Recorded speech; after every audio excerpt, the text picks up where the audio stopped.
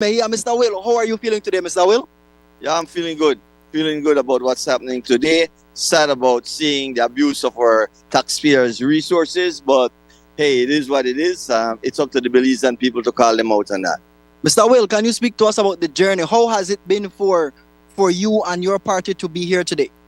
Well, it's a challenge. Toledo East is one of the biggest constituencies. It's over 100 miles long, and it's one of those constituencies where we talk about the democracy and we talk about voter equity, and that doesn't exist here. So while I'm having fun, I'm going to many beautiful places. I believe Toledo East is the most beautiful constituency. It's the rainy season. I get to swim on a lot of different rivers, and it's about having some fun while trying to bring freedom and justice to our communities. Mr. Will, what is the inciting force behind you running this year or for this by-election? Well, I'll always run because I believe that, I have an obligation as a good citizen of Belize, Toledo East. We need to give the people options. As you have seen yourself, the taxpayers of this country have seen themselves the abuse of taxpayers' money. The international community, who is also, fueling a lot of this. We hope that people will call them out as well, because the OAS had talked about the inequality when it comes to voting in Toledo East, and the PUP or the UDP have done nothing. So we will be here and we will continue chipping away until things get better in Toledo East. And we are here because we want to give the people an option. We're giving them an option, and that's how it is. What about the turnout, Mr. Will? Are you satisfied with today's turnout? Well, I don't know what the turnout is as yet, but it's not as high, but this is PG. People are waiting until the sun goes down and until money start rolling from the big parties. And, that's how it's a culture. And nobody's serious about changing that culture, but, except for the PNP. But we hope that one day that Belizeans will realize that the $50 or $100 they collect for their vote is not worth it. That they look at the big picture and look at their communities. Toledo East is still the only constituency out of all the 31 constituencies. Toledo East is the only one after 40 years of PUP and UDP that doesn't have at least one paved street in the villages. Mm-hmm.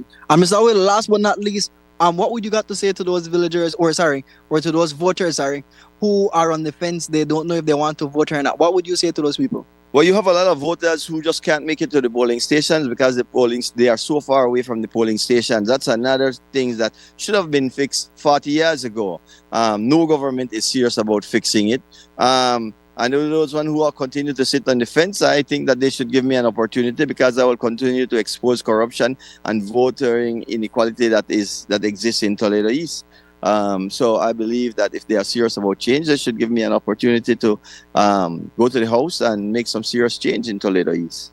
All right. Best of luck today, Mr. Will, and we'll chat as today progressed. Yeah. Guys, I spoke to Minister Rekena earlier, and I spoke to Miss Williams, earlier as well. So we go through those clips immediately. Thank you. Good afternoon. I'm here with Dennis D. Shaw Williams. Sir, how are you feeling today, sir? Well, a little bit tired, but excited.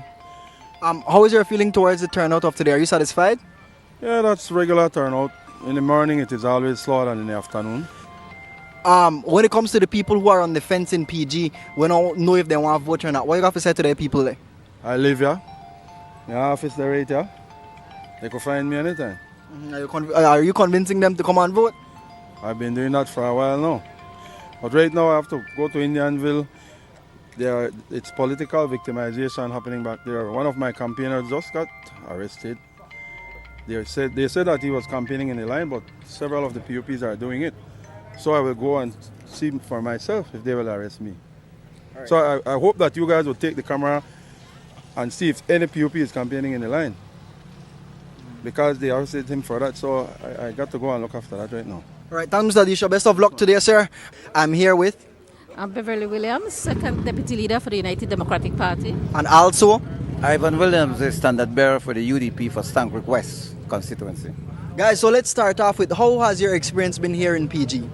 Oh, this morning quite invigorating. We were at it, fighting for every vote, getting the voters to come to our table and getting them into the polling station. So every vote counts. And you, sir?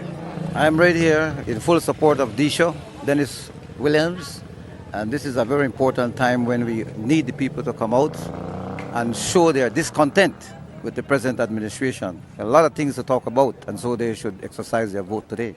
Without campaigning, how has the road been to get here? In terms of the machinery and the boots on the ground, how has it been? Oh, it's been a challenge, of course, but we are mobilizing. We have our vehicles, we have our campaigners on the ground, we have our workers at the table, and we are mobilizing, moving, and trying to get, as I said, every single vote in there. We're here in support of Disho, and we want to win, and we will do our best to get across that line. If elected today, what can the PG people look forward to if you guys are elected? Well, the people of PG, they are punishing. They have been always expecting better. As a matter of fact, that is why they said they changed. They voted the PUP because they wanted a change, but there have been no change. You look at the infrastructure, you look at the cost of living, everything is going up. And the people are tired of that. They need proper representation. They don't want people who will talk. They want people who will work. And that's what the UDP does. And lastly, this is a by-election that is going to lead to the next general election. And what it brings is hope for the people of PG. Yes, in opposition, we are limited, but it's the hope that, of course, what the UDP offers, that we will get there and we will work for the people. And lastly, any advice for Punta Gordians who are on the fence? Maybe they want to vote, maybe they don't want to vote. Anything for those people there? Come out and vote. It's all about you. It is your right. You come out and exercise that right, and then you vote. You're voting for yourself when you vote, not only for a representative, but as a community where we work together to serve the people. And you? Yes, the voice of the people is the voice of God, and the people have to come out. When you exercise your vote, you have all rights to question your leaders, question whether they are accounting properly for the resources, for the taxes and so on. And so people must come out so that they can always have that right to not only vote but also to make sure that those who are elected carry out the function and give account of all the resources. Anyways, guys, I'd just like to thank you guys for visiting PG. I hope you guys have a wonderful experience, and thank you so much for your time. Most welcome. You too. Not bad. We're excited, people are coming in to vote. Not as fast as, we would want them to come in, but they are coming in. We feel quite confident in our victory today for, Dr. Osman Martinez and the People's United Party. Now, what always attract you to Toledo or PG in itself? Because every time I see you at PG, can I ask why? Because I am a member of the People's United Party, and as a member of the People's United Party, it is my duty and obligation, to campaign, to work, to support my party, and then to ensure that, we have a victory, because I firmly believe that under the People's United Party, this country is in a far better position to ensure that we have socio-economic development and that our people get, a better standard of living. What can the people of Toledo East look forward to when it comes to your personal portfolio within the government, I believe? Well, certainly, as the minister responsible for rural transformation, community development, labor, and local government, we are here, to work for the entire country, and of course, Toledo East is no exception. We have been working very diligently, in Toledo East. I can say to you very quickly in terms of projects. From January to June, we have implemented several projects in Toledo East. Most of them, involving, water and sanitation, ensuring that, the people have access to clean, safe, potable water. In instances where we need to drill wells, we drill wells. Where we have to expand water, we're expanding water. Supporting, rural community development in general. And definitely here in Punta Gorda, for local government, we have been supporting the town council.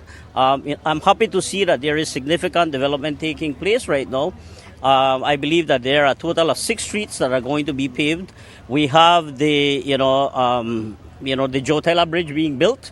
We are here to, provide oversight and support to the town council, so that at the end of the day, we expect that, the council is going to work hand in hand with the government to ensure that they deliver the goods and services to the residents of Punta Gorda. Good afternoon. I am Stefan Alberto reporting live from Vista Punta Gorda for Channel 5 coverage of the 2024 by-elections. I am here with... Francis Fonseca. Yes, sir. May I say it's a pleasure for you to be here in PG. But what brings you to PG, sir? Yeah, well, we're here to support our friend and colleague, Dr. Osman Martinez, who is our PUP standard bearer and candidate for Toledo East. So we're here, all hands on deck. Everybody has come down to Toledo East to give him our full support. We want to honor the legacy of the Honorable Mike Espat, as well as support our new leader for Toledo East, Osman Martinez. Yes, sir. When it comes to machinery and boots on the ground, could you speak to us about how did we get here, the journey when it comes to your party, and what you feel was necessary for Dr. Martinez to be here today? Yeah, well, of course, we wish we wouldn't have to be here. Obviously, we had the untimely death of our colleague, or long-time colleague and representative for Toledo East, the Honorable Michael Espat. He passed away, earlier this year. Of course, that triggered a by-election. So we had to go through a convention process within our party. We had 3 candidates who put themselves forward to represent the PUP in Toledo East. There was a convention a few weeks ago. Osman Martinez won that convention very decisively. And so that's where we are now. We are here now, July 17th. That's the election day. And we expect that Osman Martinez will, after the votes are counted tonight, be the new elected representative for the people of Toledo East. Yes, sir. With the turnout so far, are you satisfied with it? Yeah, across the constituency, the reports I've been receiving are that, yes, things started out a little slowly this morning, but things have picked up quite significantly in the afternoon. We're seeing the same thing here at St. Benedict RC School, where I am. Things started out a little slowly this morning, but certainly around midday, things began to pick up, and we've seen a steady flow of voters since midday. And when it comes to your profile within the government, what could the people of Toledo East look forward to going forward? Yeah, no, I think they can look forward to very good leadership from Osman Martinez. He will have the full support of our government and our cabinet. So we will work very closely with him to deliver for the people of Toledo East. There are many challenges, many needs in this constituency. So we are going to work with him. He has a clear plan and vision for the development of this area, and our government is going to fully support him. And from your profile within the Ministry of Education, what can the people of Toledo East look forward to? Well, we've already been doing a lot in terms of education here in Toledo East. Toledo now, the 2 high schools in Toledo, Julian Cho, Corazon, we have TCC. All of these high schools are now a part of our education upliftment project, meaning they provide free tuition, uniforms, school meals. So Toledo is already winning in terms of education. They're way ahead. So we're going to continue to work with Dr. Osman to provide more scholarship opportunities for the young people of this community. We're going to work on the IT vet here in Toledo to further expand it and develop it. So there are exciting times ahead for education in Toledo East. Yes, sir. And what is your takeaway about PG in general? The sun hot, the rain. Yeah, it's very hot today. Very, very, very hot. A very hot day. But that's, if you know PG, you know that's the way it is. It could be very, very hot one day, and the next day you could have torrential rains. That's the nature of the weather in PG and in Toledo in general. So we're glad that it's not raining cats and dogs today. It's very hot, but I think that's better today than rain. Yes, Minister. Thank you so much for your time, sir. And I hope to see you very soon again back in PG. Again, guys, I am at St. Benedict, and this morning the voters, it has been very slow. However, like we anticipated during the afternoon, it has picked up, and I believe that would then continue on to this evening. With that said, I am Stefan Alberto, reporting to you live from Vista Punta Gorda for the 2024 coverage of the by-elections here in Toledo East. Thank you.